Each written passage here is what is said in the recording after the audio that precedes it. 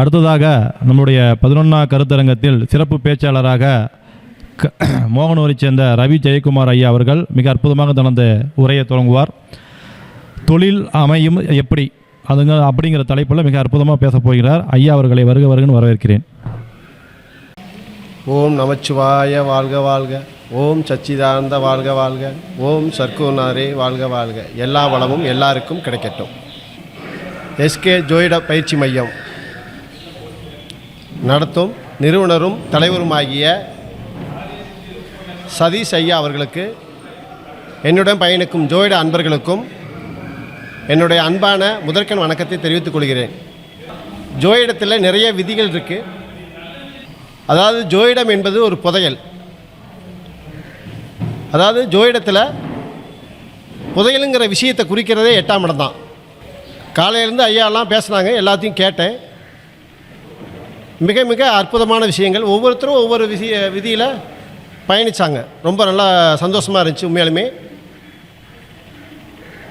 ஒருத்தர் ஒரு விதி தவறுங்கிறாரு, ஒருத்தர் ஒரு விதி சிறப்புங்கிறாரு. யாருமே அவங்கவுங்க விதியை சரின்னு தான் சொல்லுவோம். இது எல்லாருக்கும் நிதர்சனமான உண்மை. அவங்க எந்த கையில் என்ன விதியை எடுக்கிறாங்களோ அந்த விதியை சரின்னு பேச வேண்டிய கட்டாயம் அவருக்கு உண்டு. உண்மையில்லவா? என்ன விதி எடுத்தாலும் ஒரு குப்பையை அதாவது சராசரி நம்ம குழந்தைங்கள எடுத்துக்கங்க. ஃபஸ்ட்டு நீங்கள் நம்ம வீட்டில் இருக்கிற குழந்தைங்கள எடுத்துக்கங்க, இன்னொரு குழந்தைய கம்பேர் பண்ணுங்கள். இந்த குழந்தைக்கு ஏதாவது ஒன்றுனா, நம்ம குழந்தைக்கு ஏதாவது ஒன்றுனா அந்த குழந்தை எவ்வளோ டாப் டக்கராக இருந்தாலும் பெற்ற தாய் என்ன செய்ய மாட்டாங்க, தன் குழந்தைய ஒரு பர்சன்ட் உயர்த்தி தான் பார்ப்பாங்க. சரிங்களா? அப்போது அந்த உயர்வுங்கிறது என்னது, தன் ரத்தத்தில் ஊறின பொருளுக்கு தான் ஃபஸ்ட்டு உரிமை எல்லா விஷயமே. அதே மாதிரி தான் கற்றுக்கிட்ட வித்தை என்னவோ அதில் தான் முன்னுரிமை இருக்கும், அதில் தான் ஆர்வம் இருக்கும், அதுதான் உண்மைன்னு சொல்லுவோம், அதுதான் உறுதின்னு பேசுவோம். சரிங்களா? அப்போது இதை எல்லாமே எல்லா ஜோதிடர்களுக்கும் அவங்கவுங்க கருத்தில் அவங்கவுங்க பாணியில் படித்தது அனைத்துமே உண்மை தான். எதுவுமே பொய் கிடையாது. சரிங்களா? அதாவது நான் ஃபஸ்ட்டு ஆரம்பத்தில் பாரம்பரியம் தான் பார்த்துக்கிட்டு இருந்தோம். இன்றைக்கி திதி யோக கர்ணத்தில் அடிப்படையில் ஆகி கர்ண அடிப்படையில் தான் இந்த வெளி உலகத்துக்கு தெரிய வந்தேன் நான். அதாவது ரவிக்குமார்னு யூடியூப்பில் பார்த்துருப்பீங்க. கர்ணத்தை பற்றி பேசி அது மூலம் வைப்ரஸனில் தான் பல மேடையில் ஏறி பேசுகிற வாய்ப்பு எனக்கு கிடச்சிது. இந்த கர்ணங்கிற சப்ஜெக்ட் எங்கே இருக்குன்னு எனக்கு தெரியாது முன்னாடிலாம். ஆனால் எந்த குருமார்ட்டையும் போய் படிக்கலை. நல்லா பெஸ்ட்டு புரிஞ்சுங்க. ஆட்டோமேட்டிக்காக நாம் டீச்சருங்கிற கடமையில் இருந்ததுனால, ஆராய்ச்சி பண்ணுறங்கிற திறமை வந்ததுனால அஸ்ட்ராலஜி படிச்சிருந்தோம், அதில் பயணம் பண்ணிக்கிட்டு இருந்தோம். 25 வருஷமாக பயணம் பண்ணிக்கிட்டு இருந்தோம். அந்த அடிப்படையில் வந்தது தான் கர்ணங்கிற சப்ஜெக்டை. எல்லோரும் பேசுகிறாங்க, நாமளும் சர்ச் பண்ணி பார்ப்போம் அப்படிங்கிற பாணியில் பண்ணும்போது தொடர்ந்து பயணம் பண்ணுறதுனால அதில் இருக்கிற உண்மைத்தன்மையை கண்டுபிடிக்கிற வாய்ப்பு எனக்கு கிடைச்சிது. அதான் உண்மை.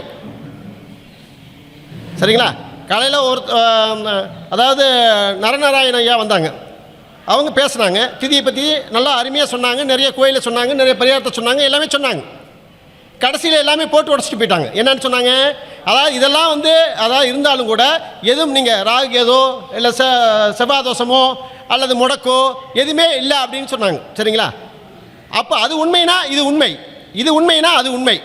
நல்லதுன்னா கெட்டது, கெட்டதுன்னா நல்லது. எல்லா பொருள்லையுமே நல்லது கெட்டது இருக்கவே செய்யும். எல்லா பொருளையுமே நல்லது கெட்டது இருக்கவே செய்யும். அது இல்லைன்னு சொல்ல முடியுமா? யாராலும் இல்லைன்னு சொல்ல முடியுமா? முடியவே முடியாது. அதே இன்னொன்று, அதாவது ப்ளஸ் மேலே ப்ளஸ் உட்காரலாம், மைனஸை ப்ளஸ் ஆக்கலாம், மைனஸை ப்ளஸ் ஆக்கலாம். ஆனால் ப்ளஸ்ஸை ப்ளஸ் ஆக்க முடியாது. ப்ளஸ் தான், ஆல்ரெடி அது ப்ளஸ் தான், அது ஒன்றும் பண்ண முடியாது. மைனஸாக இருக்கிற பொருள் எந்த வாட்டி இருந்தாலும், அதாவது குறையாக இருக்கிற பொருளை நிறைய பொருளாக ஆக்கலாம், தப்பு இல்லை. ஒரு பொருள் உச்சமாகிடுச்சு அப்படின்னா அதை நீ என்ன வந்தாலும் அது மறுபடியும் என்ன செய்ய முடியாது, எதுவுமே பண்ண முடியாது.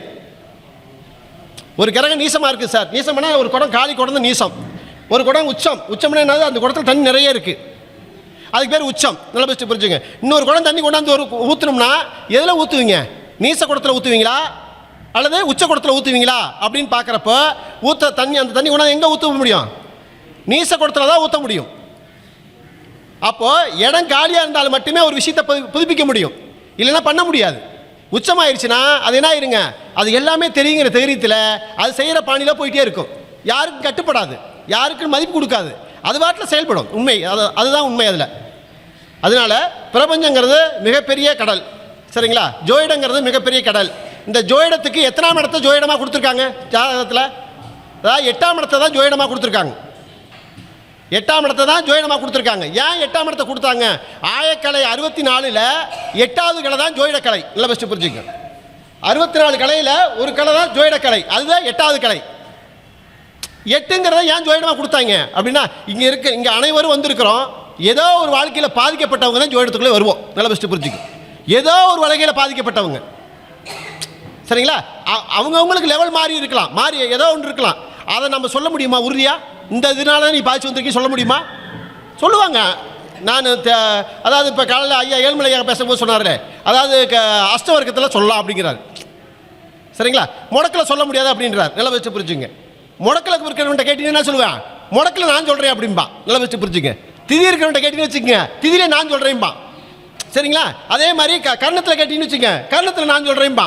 யோகத்தில் கேட்டீங்கன்னு வச்சுக்கோங்க, யோகத்தில் நான் சொல்கிறேன்பா. அதே மாதிரி நான் எதுவுமே எனக்கு தேவையில்லைங்க, நான் பார்த்தமா சொல்லுவேங்க அப்படின்பா. எனக்கு எதுவுமே தேவையில்லைங்க, நான் கல்லை குளிக்க போட்டு சொல்லிடுவீங்க அப்படின்பா, சரிங்களா? ஜோதிடம் எந்த எல்லா விதத்திலையும் ஜோதிடம் இருக்குது சார். நீங்கள் இதில் தான் இருக்குது அதில் தான் இல்லைன்னு சொல்கிறதுக்கு யாருக்குமே அறியதே இல்லை. உண்மையாலுமே நான் சொல்லப்போலாம், ஜோதிடங்கிறது அனைத்துமே ஜோதிடம் தான், சரிங்களா? அப்போ 8ஆம் இடங்கிறது ஜோதிடங்கிறதுனால, 8ங்கிறது ஒரு மறைமுக பொருளாக இருக்கிறதுனால அவங்களுக்கு அமாசன சக்தியாக இருக்கவே செய்யும், எல்லாத்துக்கிட்டையுமே இருக்கும். எப்போ ஜோதிடராக நீங்கள் வெளியே வந்துட்டீங்களோ, ஜோதிடராக பயணம் பண்ண ஆரம்பிச்சிட்டிங்களோ, உங்களுக்குள்ள ஒரு கலை ஊஞ்சலாகிட்டே இருக்கும் கண்டிப்பாலுமே. அது மூலம் நீங்கள் ஜெயிப்பீங்க, முன்னுக்கு வருவீங்க, வருமானம் பண்ணுவீங்க, என்றைக்கு ஒரு நாள் ஜெயிச்சு வெட்டி ஓடி ஆட்டுவீங்க. இதான் உண்மை. இப்போ மீடியாவில் பேசுகிற அனைவருமே ஜெயிச்சு வெளியே வந்துட்டாங்களா? ஆனால் அதே மாதிரி நல்ல பேர் வாங்காதவங்களும் ஜெயிக்காம விட்டாங்களா? எல்லாமே இன்றைக்கெல்லாம் பார்த்தோன்னா மீடியாவில் பெருசாக பேர் வாங்கினவங்க தான் நிறைய பணம் சம்பாதிக்கிறாங்க. ஆனால் அதே ஒரு சராசரி மனுஷன்ட்ட கேட்கும்போது அவர் என்னங்க சொல்கிறாரு, ஒன்றுமே சொல்ல புரியவே இல்லைங்க அப்படிங்கிறாங்க. இது ஜகச்சம், இது எல்லாத்துக்குமே உள்ள விதி. அவருக்கு பொருந்தாது இன்னொருத்தருக்கு பொருந்தும். அதனால் யாரையும் குறை சொல்ல முடியாது. அனைவருக்கும் ஜோதிடக்கலை மிக நெருக்கமான விஷயம், உண்மையான விஷயம். அனைவரும் ஜோதிடம் நேசிக்கணும், யாரையும் குறை சொல்லக்கூடாதுங்கிறது என்னுடைய விதி, புரிஞ்சுங்க, சரிங்களா? என்ன செய்யக்கூடாதுங்க, யாரையும் குறை சொல்லவே கூடாது. இன்னும் என் கலை தான் உண்மை அப்படின்னு சொல்லி ஆணித்தனம் பண்ணோம்னால் அந்த கலை உண்மையாக இருந்தால் இத்தனை கலை பிறந்திருக்காது. அது உண்மையாலும் ஒரு அஷ்டவர்க்கத்தை பற்றி பேசுனார் ஐயா. அஷ்டவர்க்கம் உண்மையாக இருந்துச்சுன்னா எதுக்கு இத்தனை கலை பிறக்குது? அதிலே எல்லா விஷயத்தையும் சொல்ல முடியும் தானே பிறக்குது. இன்னொன்று பிறக்குதுங்க. நாமளே என்ன செய்யறோங்க, இன்னொரு சோசியர்கிட்ட போய் பார்க்குறோம், ஒரு சோசியர் பார்க்குறோம், இன்னொருத்தரும் பார்க்குறோம், நானும் பார்க்குறோம். நம்மளுக்கு அது சரியில்லை, ஆனால் இன்னொருத்தருக்கு அது சரியாக இருப்பார். அவர் 100 பேர்த்துல போய் சொல்லிடுவார், சார் நான் ஒரு இடத்துல பார்த்தேன் சார், மிக அற்புதமாக சொல்கிறாங்க சார் அப்படின்னு 100 பேர்த்துல பரப்பி விட்டுவார். அவர் எல்லாம் போவாங்க. இன்னொருத்தர் போய் என்ன செய்வார், அதுக்கு எங்க நம்ம நினைக்கிற அளவுக்குலாம் அங்கே எதுவுமே இல்லைங்க அப்படிம்பார். நல்லா வச்சு புரிஞ்சுக்க. அவர் நேரகால அமைப்பு, சரிங்களா? அந்த ஒருவர் சொன்னால் போதுங்கிற அளவில் இருந்துச்சுனால் அது மூலமே அவர் வெற்றி ஆயிடுவார், சரியா? அப்போ தோக்கிறதே ஒரு மனுஷனால் தோப்பான், ஒரு மனுஷனால் வெற்றி பெறுவான். எல்லாமே எல்லா விதத்தினாலையும் வெற்றி பெறவே யாராவது ஒருத்தர் இருப்பான். நல்லா வச்சு புரிஞ்சுங்க. அப்போ ஜோதிடங்கிறது அது மிகப்பெரிய கடல். அது எல்லாத்துக்குமே எல்லா விஷயமும் பழிக்குமா, எல்லா விஷயமும் எல்லாத்துக்கும் வெற்றி பெறுமா, எல்லாருமே எல்லா இடத்துலையுமே பேர் வாங்குவாங்களா அப்படின்னு சொல்ல முடியாது. என்னமோ மின்னுச்சு. ஓகே சரிங்களா? அப்போ அந்த மாதிரி விஷயம். அப்போ ஜோதிடத்தில் மிகப்பெரிய விஷயங்க. நான் கர்ணத்தில் தான் அதிகாரம் பெற்று இந்த மேடைக்கு வர்றதுக்கான வாய்ப்பு கிடைச்சிது எனக்கு. நீங்கள் இப்போ நான் எதுக்கு இதை சொல்கிறேன் அப்படின்னா, நான் பாரம்பரியம் தான் படித்தது. எல்லாமே பாரம்பரியத்தில் எல்லா 25 வருஷம் ஜோதிடத்தில் இருக்கிறேங்க, சரிங்களா? பாரம்பரியம் தான் படிச்சுக்கிட்டு இருந்தோம். இப்போ 7 வருஷமாக கர்ணத்தில் சர்ச் பண்ணி ஒரு விஷயத்தை எடுக்கிறப்போ, கர்ணத்தை பற்றி பேசுகிறப்போ தான் எல்லாருமே சூப்பராக கர்ணத்தை பற்றி பேசுகிறீங்க சார்னு சொல்லி எல்லாருமே நீங்கள் கர்ண நாயகன் உங்களுக்கு பேர் கொடுக்குறோம் அப்படின்னு சொல்லி ஒரு பெரிய ஒரு வரவேற்பு கொடுத்து அந்த இடத்துல தேடுதலை அதிகப்படுத்திட்டாங்க. அந்த அடிப்படையில் தான் இந்த மேடைக்கு வர்றதுக்கு வாய்ப்பு கிடைச்சிது. அதனால் எங்கே போனாலும் கர்ணத்தை பற்றி பேசிட்டு தான் நான் என்ன சப்ஜெக்ட் கொடுத்தாங்களோ அதை பேசுவேன், சரிங்களா? கர்ணங்கிறது யார் அப்படின்னா, இன்றைக்கி ஓடுற கர்ணம் என்ன கர்ணம்? வணிசை கர்ணம். இன்னைக்கு ஓடுற கர்ணம் என்ன கர்ணம் சார்? வணிசை கர்ணம், சரிங்களா? இந்த அதே மாதிரி இன்னைக்கு ஓடுற யோகம். ஓகே சார், பேசலாங்களா? ஓகே. அதாவது நான் கர்ணத்தை பற்றி பேசிட்டு தான் மற்ற சப்ஜெக்டுக்குள்ளே போவேன். அந்த அடிப்படையில் இன்னைக்கு ஓடுற கர்ணம் வணிசை கர்ணம்.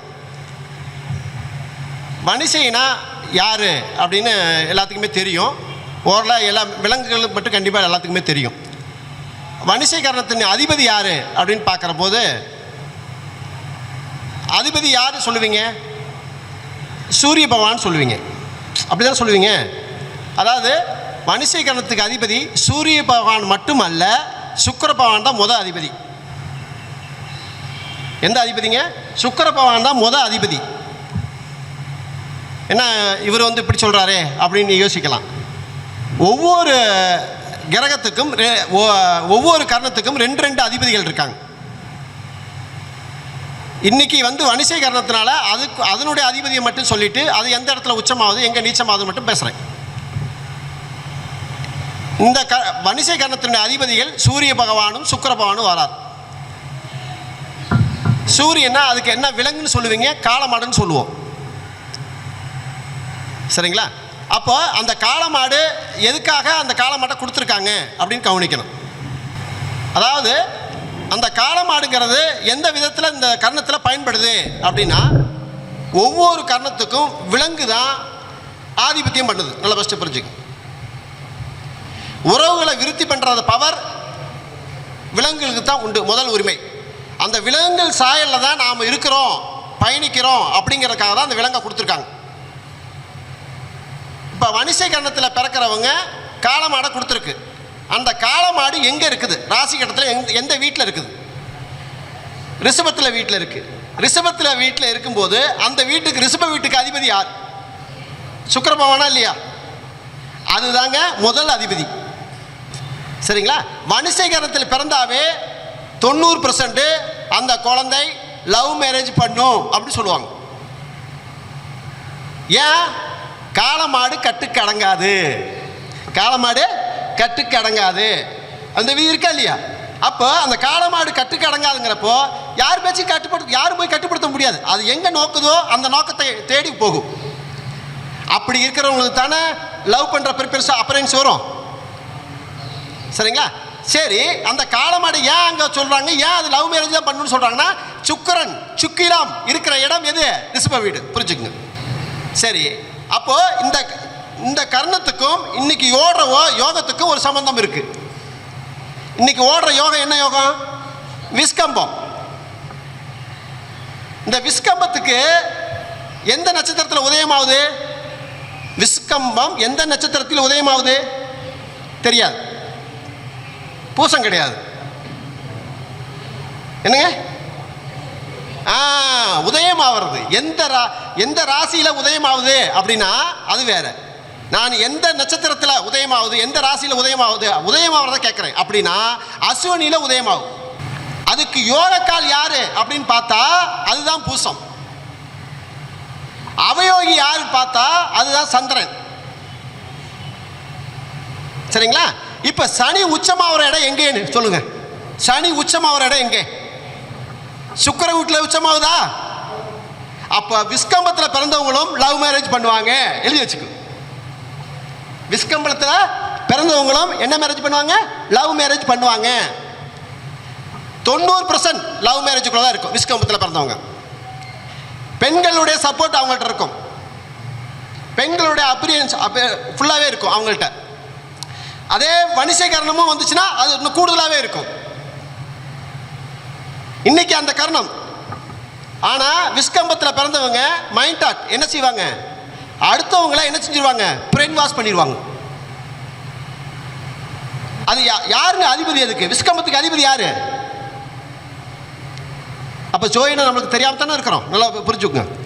அப்போ எது உண்மைன்னு எது பொய் எப்படி சொல்ல முடியும் நம்மளால? ஒவ்வொன்றுக்கும் ஒவ்வொரு விளக்கம் இருக்குங்க. விளக்கத்தை சொல்லி பேசினா அங்கதான் உண்மை இருக்கும். இதுக்கு அதிபதி யாரு? யமன். விஸ்கம்பத்துக்கு அதிபதி யாருங்க? யமன். அப்ப யமன் அப்படி வந்துட்டாவே யமனுடைய கண்ணு எப்படி இருக்கும்? சிவப்பா இருக்குமா? அந்த விஸ்கம்பத்தில் பிறந்தவங்களாம் பார்த்தீங்கன்னா கண்ணு கொஞ்சம் முட்டை கண்ணா இருக்கிற மாதிரி இருக்கும், இல்லைன்னா சிவப்பு ரத்தம் ஓடுற மாதிரி இருக்கும். சரிங்களா? ஆட்டோமேட்டிக்காக அதாவது அது யார்கிட்ட பேசினாலும் அவங்க தன் வசப்படுத்தி பார்ப்பாங்க. 10 பைசா முதலீடு போட்டு தொழில் ஆரம்பிக்க மாட்டாங்க. வியாபார நோக்கம் இருக்கும் அவங்கள்ட்ட, வருமானம் என்ற நோக்கம் இருக்கும். நல்லா வச்சு புரிஞ்சுக்கங்க. ஒரு தொழில் செய்கிறாருன்னா 3 தொழில் பாதிச்சு 4வது தொழில் ஸ்டடி ஆயிடுவார் அவர் அப்படிங்கிற விஷயம் உண்டு விஸ்கம்பத்துக்கிட்ட. ஏன்னா சனி யோகி 35 வயசுக்குள்ள கண்டிப்பாலுமே ஒரு வாட்டியாச்சும் தண்ணியில் கண்டம் ஏற்படும். ஏன்? சந்திரன் நீர் சந்திரன் தானே அங்கே அவயோகி. சந்திரனா நீர் அளவா, சனி தானே யோகி, சனினா வேலை அல்லவா. சரிங்களா? முதியோரை குறிக்கும் அல்லவா. அதாவது ஒரு விஸ்கம்பத்தில் ஒரு ஜாதகர் பிறக்கிறார் அப்படின்னா அவருக்கு மேலே வயசில் மூத்த ஒரு பெண் காலில் விழுந்துட்டார்னா நிச்சயமாலுமே அவர் வாழ்க்கையில் எதை எடுத்தாலும் தொட்டாலும் அற்புதம் தான். மூத்த பெண் காலில், மூத்த பெண் காலில், பெண் ஆண் சொல்ல பெண், பெண் காலில் விஸ்கம்பத்தில் பிறந்து அப்படி காலில் விழுந்து ஆசீர்வாதம் பெற்றுட்டார்னா நிச்சயமா அவர் எடுக்கிற காரியங்கள் கண்டிப்பாக எல்லாமே அற்புதமாக இருக்கும். சரிங்களா? இது விஸ்கம்பத்தோடைய சிறப்பு. இது நிறைய இருக்குது, உங்களுக்கு அறிவு மட்டும் படுத்திட்டு போகிறேன், நல்ல பெஸ்ட்டு புரிஞ்சுக்கு. சரிங்களா? இப்போ காலையில் பேசும்போது ஐயா சொன்னாங்க, அதாவது இப்போ இன்னைக்கு ஓடுற நட்சத்திரம் என்ன? அனுச நட்சத்திரம். சரியா? அனுச நட்சத்திரோட எழுத்து என்னங்க? நான் நீ தானே வரும். இப்போ ஒரு பொண்ணு பேசிட்டு போச்சுல, அந்த பொண்ணு நீல ஆரம்பிச்சிருக்குது. நரநாராயண ஐயா பேசினார்ல, அவரு 4 ஆரம்பிச்சிருக்காரு. சரிங்களா? அப்புறம் ஏழுமலை ஐயா பேசினார்ல, அவர் அவர் நட்சத்திரமே அனுச நட்சத்திரம். நல்லா வச்சு புரிஞ்சுக்குங்க. இப்போ எல்லாமே அனுசத்தில் வந்துச்சா? இதெல்லாம் கவனிச்சிங்களா நீங்கள்? நம்ம கவனிக்கும் போது A to Z கவனிச்சால் மட்டுமே அடுத்த வாட்டி நம்ம எதுவும் டாப்பிக்காக தயார் பண்ணிட்டு வர வேண்டியதில்லை, அதை வச்சே பேசிட்டு போயிடலாம். எப்போ ஒரு மேடைக்கு போனீங்கனாலும் ஒரு பேனா எடுத்துக்கிட்டீங்கன்னா அவங்க என்ன பேசுகிறான்னு குறிச்சு, நீங்கள் பேச்சாளராக வந்துருந்தீங்கன்னா என்ன பேசுகிறான்னு குறிச்சிட்டிங்கன்னா அதில் பாயிண்ட் 10 பாயிண்ட் சொன்னாவே 10 நிமிஷம் முடிஞ்சு போயிடும். புரிஞ்சுங்க. ஆட்டோமேட்டிக் டாபிக் முடிச்சு போயிட்டே இருக்கலாம். சரியா? அப்போ அது வெரி குட். ஏன்னா அனுசம் எத்தனாவது நட்சத்திரங்க? அனுசம் எத்தனாவது நட்சத்திரம் டக்குன்னு தெரியணும்ல. நம்ம இப்படி தான் இருக்கிறோம். அதான் 17வது நட்சத்திரங்க. எத்தனாவது நட்சத்திரம்? 17வது நட்சத்திரம். 17 என்னங்க? 8. என்னது? 8. அது எந்த வீட்டில் இருக்குதுங்க? காலப்புருஷப்படி 8வது வீட்டில். அப்போ 8வது வீடு இருட்டு வீடா? அப்போ இருட்டுங்கிற விஷயத்துக்கு என்ன செஞ்சிருச்சு? என்னை பற்றி பேசுகிற ஒரு சிக்னல் நான் கொடுத்தே தீர்வு கொடுத்துருச்சு. புரிஞ்சுங்க. இதான் ஜோதிடம். உண்மையா இல்லையா? யோசி இல்லை, சொல்கிற கருத்து கருத்து தானே. அந்த கருத்து அப்படியே நீங்கள் என்ன செஞ்சுருக்க? Right, okay, super. சரிங்களா? அப்போ அந்த 8ஆம் இடம் வேலை செய்யுது. சரி, இண்டிகேட் பண்ணுது. இன்னைக்கு அனுச நட்சத்திரம் ஃபுல்லாகவே. அதனால தான் பாதி நேரம் இருட்டிலே இருந்தோம். பாதி நேரம் எதில் இருந்தோம்? இருட்டிலே இருந்தோம். சரிங்களா? தேடிக்கிட்டே இருந்தோம். நல்ல பெஸ்ட்டு புரிஞ்சுங்க. பேசிக்கிட்டே இருந்தோம், ஆராய்ச்சி பண்ணிக்கிட்டே இருந்தோம். ஆனால் எல்லாருமே என்ன செஞ்சிடல, களைச்சிட்டு கூட்டத்தை களைச்சிட்டு போகல. இங்கே தானே இருந்து பயணிச்சுக்கிட்டு இருக்கிறோம். அப்போ 8ஆம் இடம் எவ்வளோ அற்புதமாக வேலை செய்து பாருங்க. என் நட்சத்திரம் பூச நட்சத்திரம், நானும் 8வது நட்சத்திரம். நானும் 8வது நட்சத்திரம். புரிஞ்சுக்குங்க. அப்போ 8வது நட்சத்திரக்காரன் வந்து பேசும்போது, 8வது நட்சத்திர நாளில் பேசும்போது, 8வது நட்சத்திரத்தை பற்றி பேசும்போது ஆட்டோமேட்டிக்காக அந்த இருட்டுங்கிற பவர் காட்டும்.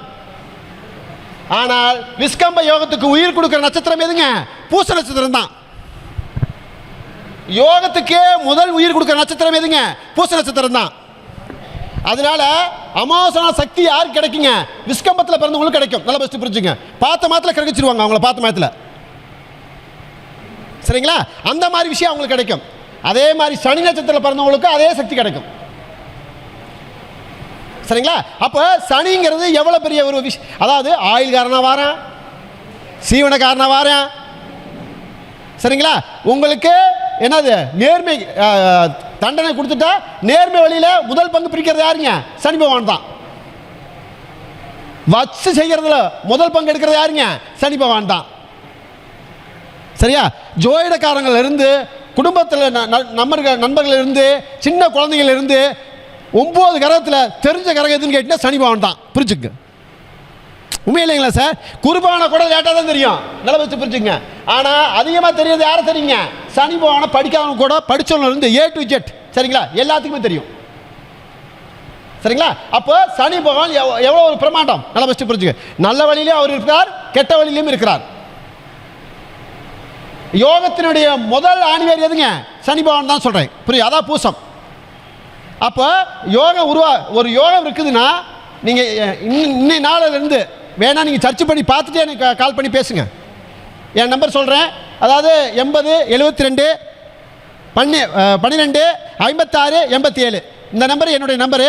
நீங்கள் அதாவது யோகத்தை பற்றி சர்ச் பண்ணிவிட்டு ஏதாவது கேட்கணும்னா இந்த நம்பருக்கு கால் பண்ணி கேளுங்க. நிச்சயமாக அதுக்கான விளக்கம் நான் கண்டிப்பாக கரெக்டாக சொல்கிறேன். சரிங்களா? 80 72 12 56 87. அது எடுக்க முடியாதுங்கம்மா. அதையும் ஓப்பனாக சொல்கிறேன் நான். ஏன்னா நீங்கள் எடுக்கிற வரைக்கும் வெயிட் பண்ணணும். என்ன காரணம் அப்படின்னா, இப்போ நீங்கள் இங்கே 10 பேர் போய்ட்டு கேட்குறீங்க, ஒவ்வொரு மேடையிலும் போய் சொல்கிறோம் இல்லைங்க. அவங்க என்ன செய்வாங்க, அவங்க 10ங்கிறது 100 ஆயிடுது, 100ங்கிறது 200 ஆயிடுது, 200ங்கிறது 2000 ஆயிடுது. அப்போது அவர் என்ன செய்கிறாருங்க, ஒரு ஜாதகம் அவர் இடையில வேலை பார்க்கணுமா இல்லையா, அந்த வேலை பார்க்குறப்ப அதை எடுக்க முடியாது. அவங்க இப்போ நீ கூப்பிட்டு கேட்குறது 1% கூப்பிட்டு கேட்குறீங்க, நீங்கள் 1% தான் கூப்பிட்டு கேட்பீங்க. அப்போ 100% போனால் எடுக்கிறது இல்லை, நம்ம திரும்ப பார்த்துட்டு கூப்பிட்ற இடத்துலையும் இல்லை. இதான் பிரச்சனைங்க, வேற ஒன்றும் கிடையாது. உங்கள் போனை கூப்பிடக்கூடாது, உங்கள் போனை அட்டன் பண்ணி பதில் சொல்லக்கூடாதுங்கிறது இல்லை. அந்த பிரபஞ்சம் உங்களுக்கு ஒத்துழைச்சால் மட்டுமே அது நடக்கும். இல்லை இல்லைங்க, நீங்கள் அதாவது இப்போ நீங்கள் பொதுவாக தான் கேட்குறீங்க, என்னைய ஒன்று காண்டிடேட் பண்ணி கேட்கல, நல்லா வச்சு புரிஞ்சுக்க. நான் சொன்னதுனால நீங்கள் பதில் கேட்குறீங்க, அது உண்மையை நான் வரவேற்கிறேன் கண்டிப்பாலுமே. இல்லைங்க, அதாவது நான் என்னுடைய உரிமையில் நான் என்ன செய்வேன், அட்டன் பண்ணி என்னால் முடியல சாயந்தரம் சொல்கிறேன் இல்லை காலையில் சொல்கிறேன்னு சொல்லுவேன், ரிப்ளை பண்ணுவேன். நல்லா வச்சு புரிஞ்சுங்க. இப்போ என்னைய மாதிரி அவர் இருப்பானுங்கிறது தெரியாது, அவர் மாதிரி நான் இருப்பேன்னு தெரியாது. நல்லா வச்சு புரிஞ்சுங்க. என்னுடைய பங்குக்கு நான் கொடுக்குறேன், அவ்வளோதான். சொல்லிட்டுண்ணே நம்பர் இன்னொரு சொல்லணுமா? 80 72 12 56 87ங்க. ஓகேங்களா? அப்போ அதாவது யோகத்தினுடைய பதில், யோகம் ஒரு விஷயத்துக்கு வருது அப்படின்னா, சார் கொஞ்சம் பேசாதீங்க சார், கோச்சுக்காதீங்க. அதாவது யோகங்கிற ஒரு சப்ஜெக்ட் இருக்குது, கர்ணங்கிற ஒரு சப்ஜெக்ட் இருக்குது, திதிங்கிற ஒரு சப்ஜெக்ட் இருக்குது. சரிங்களா? இதில் ஒவ்வொரு விஷயத்துலையும் ஒவ்வொரு விஷயத்தை ஆழ்ந்து எடுத்தால் மட்டுமே அது உண்மைன்னு ப்ரூவ் பண்ண முடியும். நல்லா ஃபஸ்ட்டு புரிஞ்சுக்கும். எதுவுமே அதாவது ஒரு பொருள் வேஸ்ட்டுன்றது இருந்தால் அது பஞ்சாங்கத்தில் இடம்பெற்றிருக்காது. அது ஃபஸ்ட்டு நம்பிக்கை வேணும் நம்மளுக்கு. ஒரு பஞ்சாங்கம் இயங்கிறதுக்கு 5 அங்கங்கள் கண்டிப்பாக வேண்டும். ஒரு பஞ்சாங்கம் இயங்கிறதுக்கு 5 அங்கங்கள் வேண்டும். அந்த 5 அங்கங்கள் ஒன்று சேர்ந்து தான் பஞ்சாங்கங்கிற ஒரு விஷயமே உருவாச்சு. சரிங்களா? இப்போ நம்ம உயிரில் ஏதாவது ஒரு பொருள் இல்லைன்னா அந்த உயிருக்கே மரியாதை இல்லை. நல்லா வச்சு புரிஞ்சுக்கும். அதே மாதிரி தான் பஞ்சாங்கத்தினுடைய உறுப்புமே செயல்பாடுமே. சரிங்களா? அப்போ யோகங்கிற விஷயத்தில் சனி பகவான் யோகியாக இருந்து சந்திரன் அவயோகியாக இருந்தால் நீர்னால கண்டம் வரும். ஒரு நாள் ஒரு பொழுது நீர்னால கண்டத்தை அணிவிச்சே தீர்வார். இது விதி. அது விஸ்கம்பத்தில் யோகத்தில் இருக்கவங்கள நீங்கள் சர்ச் பண்ணி பாருங்கள், கண்டிப்பாக தெரியும். சரிங்களா? அதே மாதிரி மற்ற ஒவ்வொரு யோகத்துக்குமே இருக்குது. நல்லா வச்சு புரிஞ்சுக்கு. சரிங்களா? அப்போ இதில் சந்திரன் அவயோகியாக இருக்கா, அவங்களுக்கு அவயோகி நட்சத்திரம் எது எது வருங்க? திருவோண நட்சத்திரம் ஃபஸ்ட்டு நட்சத்திரம், அதுக்கப்புறம் அஸ்தம், அப்புறம் என்னங்க ரோகிணி. சரிங்களா? இந்த 3 நட்சத்திரத்துலேயும் விஸ்கம்ப யோகத்தில் பிறந்தவங்க நிச்சயமாலுமே ஒருவேளை அவங்க குழந்தைங்களே பிறந்திருப்பாங்க, இல்லையா யோகி நட்சத்திரத்தில் அவங்க குழந்தைங்களே பிறந்திருப்பாங்க. அதை வச்சு தான் நீ உன் குழந்தை உனக்கு சப்போர்ட் பண்ணுமா பண்ணாதாங்க தெரியும். புரிஞ்சுக்குங்க. யோகி நட்சத்திரம் எதுங்க? பூசம், அனுசம், உத்திரட்டாதி. நல்லா வச்சு புரிஞ்சுங்க. இந்த 3 நட்சத்திரத்தில் ஒரு நட்சத்திரத்தில் அவங்க குழந்தைங்க பிறந்திருப்பாங்க.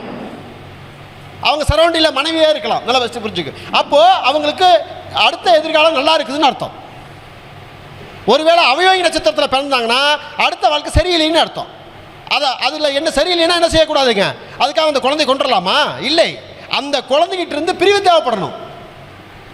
சரிங்களா? அந்த குழந்தை இல்லைன்னா அப்பா இங்கேருந்து வெளிநாடு போயிடுவார். இதுதான் பிரித்து வைக்கும். நல்லா வச்சு புரிஞ்சுங்க. அதுக்குன்னு உடனே எடுத்த மாதிரி தான் தீர்வு என்ன முடிவாக இருக்கும். இறப்புங்கிற முடிவுக்கு பேரக்கூடாது. நல்லா வச்சு புரிஞ்சுங்க. நம்ம வாழ்றதுக்கு தான் பிறந்திருக்கிறோம் எல்லாருமே. 6லையும் சாவு 100லையும் சாவு மனுஷன் பிறந்துட்டா. சரிங்களா?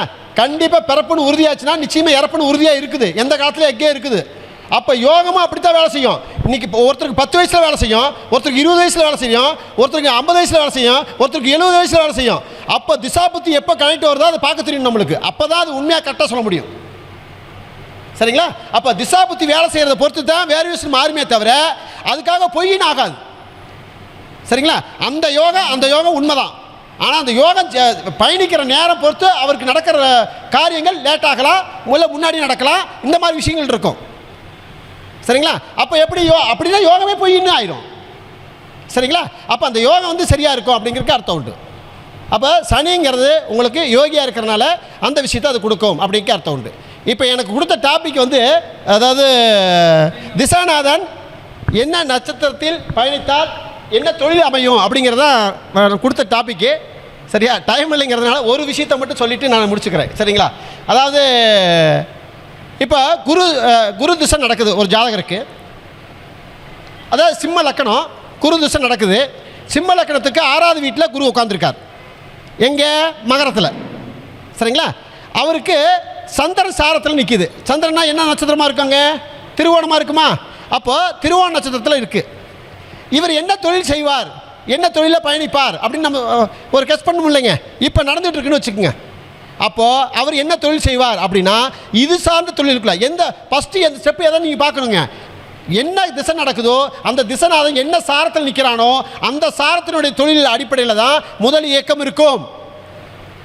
2வது இயக்கம் அது மேலே எந்த கிரகம் பயணிக்குதோ அது சார்ந்த தொழிலே இருப்பார் அப்படிங்கிற அர்த்தம் உண்டு. சரிங்களா? அப்போ இப்போ என்ன சொல்ல, இப்போ 2 கிரகம் தான் நம்ம எடுத்துக்கிறோம். என்ன கிரகம் எடுத்துக்கிறோம்? குரு திசை நடக்குது, சந்திர சாரத்தில் நிற்குது. சரிங்களா? அப்போ சந்திரங்கிறது என்ன கிரகம்? அதுக்கு காரத்துவம் தெரிஞ்சிருந்தா ஈஸியாக அப்ளை பண்ணலாம் சார். காரத்துவம் தெரியலன்னா அப்ளை பண்ண முடியாது. இதுதான் மிஸ்டேக்கு தவிர ஜோயிட மிஸ்டேக் இல்லை. ஜோயிட மிஸ்டேக் கிடையாது. நல்ல ஃபஸ்ட்டு புரிஞ்சுங்க. அப்போ சந்திரன் மேலே பயணிச்சா, அப்போ சந்திரங்கிறது ஒரு பயண கிரகம். சந்திரங்கிறது என்னங்க? ஒரு பயண கிரகம். அதாவது ஓடுகாலி கிரகம்னு சொல்லுவாங்களாங்க. ஏன் ஓடுகாலி கிரகம்னு சொல்கிறாங்க? ஒரு வீட்டுக்கு 2.25 நாள் டக்கு டக்குன்னு போதா இல்லையா? இருக்கிற கிரகத்திலே சீக்கிரமாக பயணிக்கிற கிரகம் சந்திரன் தான். அதனால அது பயண கிரகம், நீர் கிரகம், உணவு கிரகம். சரிங்களா? இது எல்லா விஷயத்துக்கும் அதுதான் சந்திரன் தான். மனசு, சந்திரனா மனசா? மனசுக்கான கிரகம் அதுதான். அலைபாயிறது மனசு, சந்திரன் தான். சரிங்களா? இதே இந்த சந்திரன் அதிபதியாக இருக்கிற கரணம் எதுங்க? கரசை கரணம். சரிங்களா? யானை என்ன செய்யுங்க? படுத்தே தூங்காது. யானை என்ன செஞ்சுருங்க? பயணிச்சுக்கிட்டே இருக்கும்.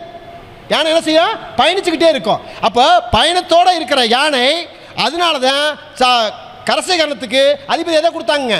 சந்திரனை கொடுத்தாங்க அப்படின்னு அர்த்தம். சரிங்களா? சந்திரன் ஏன் அங்கே கொடுத்துருக்காங்கன்னா யானை வந்து பயணிச்சுக்கிட்டே இருக்கும். நீர் காடு இருக்கிற இடத்துல வசிக்கும். சரிங்களா? நீரை தேடி பயணம் பண்ணிக்கிட்டே இருக்கும், உணவை தேடி பயணம் பண்ணிக்கிட்டே இருக்கும். சரிங்களா?